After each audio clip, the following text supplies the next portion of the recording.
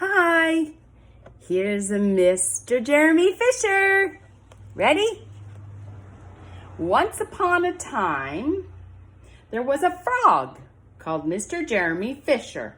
He lived in a little damp house amongst the buttercups at the edge of a pond. The water was all slippy sloppy in the larder and in the back passage. But Mr. Jeremy liked getting his feet wet.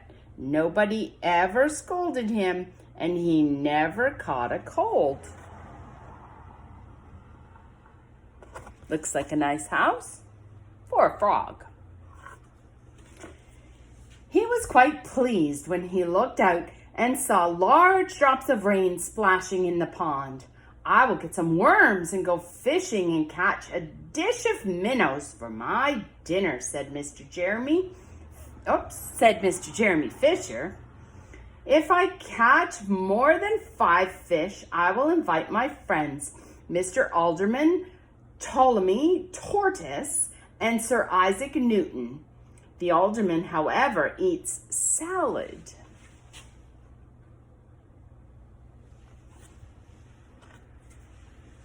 Mr. Jeremy put on his mackintosh and a pair of shiny galoshes.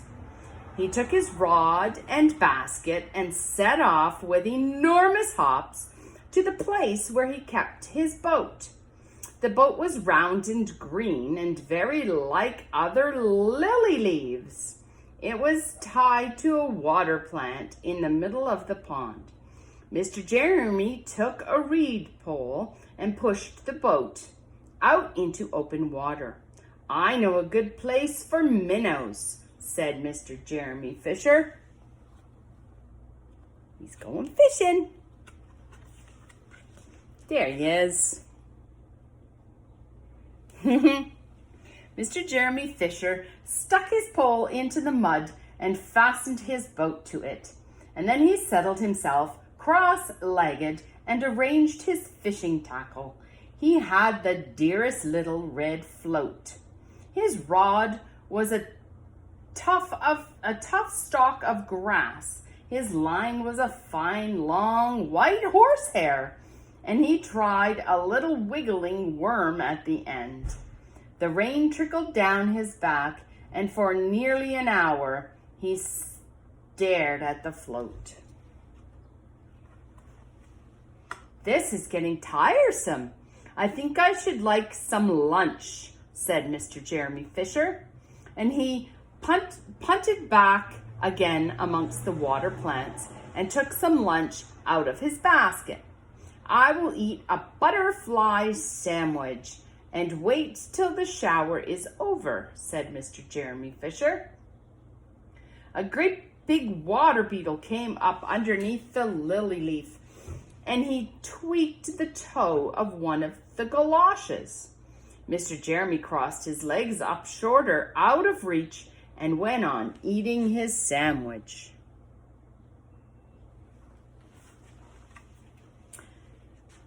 Once or twice something moved about with a rustle and a splash amongst the rushes at the side of the pond. I trust that it is not a rat, said Mr. Jeremy Fisher. I think I had better get away from here. Mr. Jeremy Fisher shoved the boat out again a little way and dropped in the bait. There was a bite almost directly. The float gave a tremendous bobbit. A minnow, I have him by the nose, cried Mr. Jeremy Fisher, jerking up his rod. But what a horrible surprise. Instead of a smooth, fat minnow, Mr. Jeremy landed little Jack Sharp, the stickleback, covered in spines.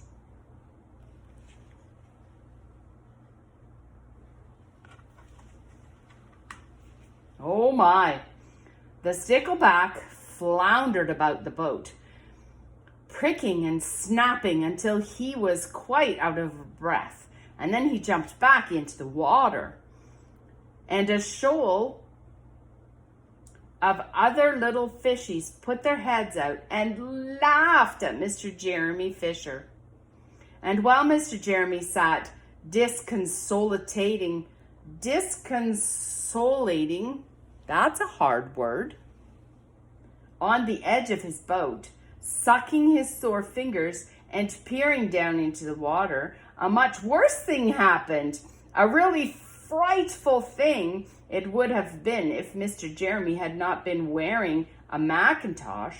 A great big enormous trout came out, ker-flop, with a splash, and it sized Mr. Jeremy with a snap. Ow, ow, ow!